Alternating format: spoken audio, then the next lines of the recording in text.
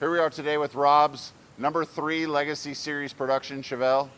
As you can see, it's nearing the finish line. Today we're going to go through some interior details that we've got installed, the details on the underside, and some of the design features and engineering that have gone into this car to make them so special. As we walk around to the front of the car, you can see that we've got the hood on this month. You can see that we've got everything else in the engine bay kind of tidied up. We've got a base tune in the engine with the recammed LT4 and the larger supercharger. We have not done any physical road testing with the car. Just gotten the idle dialed in and getting some other stuff dialed so that the car is mechanically dialed so that when the tuner comes, it's ready to go. Here you can see the trunk of the Rob's number 3 Legacy Series Chevelle. You can see the fuel tank that bolts in here with the perimeter bolts, and you can see the fuel filler that's in the trunk. There's a 3D printed part that goes over the fuel pressure sensor and the fuel pump to protect it. And then we'll put the carpeting and the insulation inside the trunk. You can see the battery and the tender and the master switch sit here in the back of the trunk. The rear valance is on, and then the exhaust has been adjusted. We're waiting on the rubber pad to go on the back bumper, and we're waiting on the license plates from New York from Rob so that we can begin test driving the car. On the bottom side of Rob's Chevelle here, you can see the progress we've made on the car, and you can also see a lot of the design features that are in these Legacy Chevelle production cars. The fuel tank is up very high so that it doesn't hang down low. You can see the quality of the exhaust system that we've constructed. You can see the independent rear suspension with all of the parking brake cables, the hydraulic brake cables. You can see everything else is completely installed at this point. You can see that the JRI shocks are mounted with the remote reservoirs up on the chassis. And as you come forward on the car, you can see that the Mark Williams high-speed driveline has been installed because there is a difference in drivelines over 85 miles an hour. You can see that the exhaust is tucked up very tight to the bottom of the car. You can see that the exhaust has been wrapped with some DEI header and exhaust wrap to keep the temperatures down. You can see the floor recesses have been were installed a long time ago and have been undercoated with lizard skin, and you can see how close they come to the chassis that we couldn't possibly lower the seats anymore without rubbing the floor against the frame. As you come forward in the car, you'll see that the same exhaust wrap comes all the way forward to the front section of the exhaust, and you'll see that it goes into the front section of the headers. You can see the coating that's on the inside of the transmission tunnel to also help keep the heat down. You can see how everything up front is also tucked in here. We make our own transmission mount so that it's strong enough and it doesn't flex, but also allows us to keep the exhaust up very tight to the car. This is a crucial point on the car of being the lowest part of the car. We want to keep everything up, but we also want to keep it away from the floor to keep the interior temperatures down.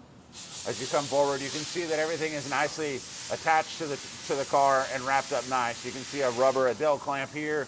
You can see that the O2 sensors are routed up next to the transmission away from the heat and zip tied to the transmission to keep them away.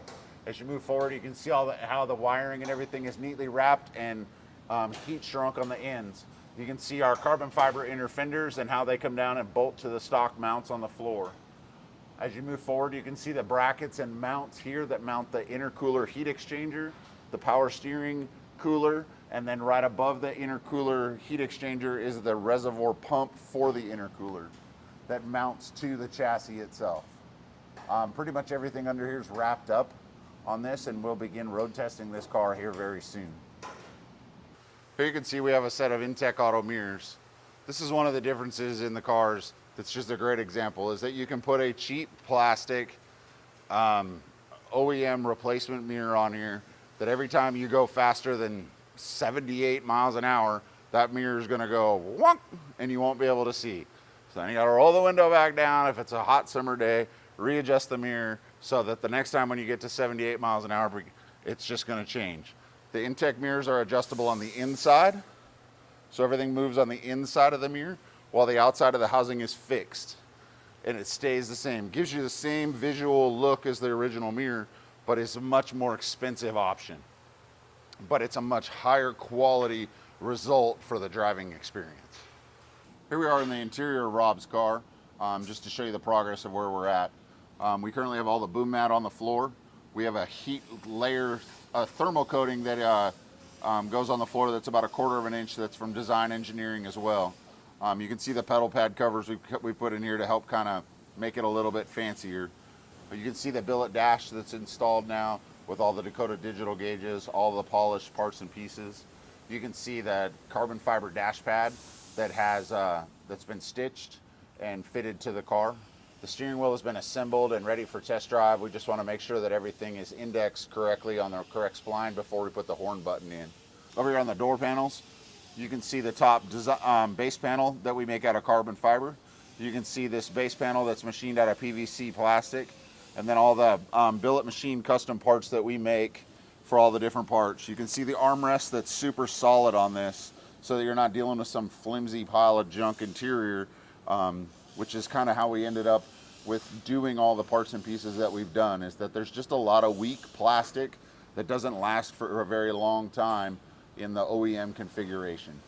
Over here on the floor, you can see where we've recessed the floor itself in between the transmission tunnel that we make and the exhaust section that comes down here, and to get these floor receptacles to accept the front hooks on the 2016 to 2020 Camaro seats. And so to get this down so that you actually sit lower in the car, and you can have the power seats with the elevated front and rear seats to control your height and comfort for your position, whether you're a short driver or a tall driver.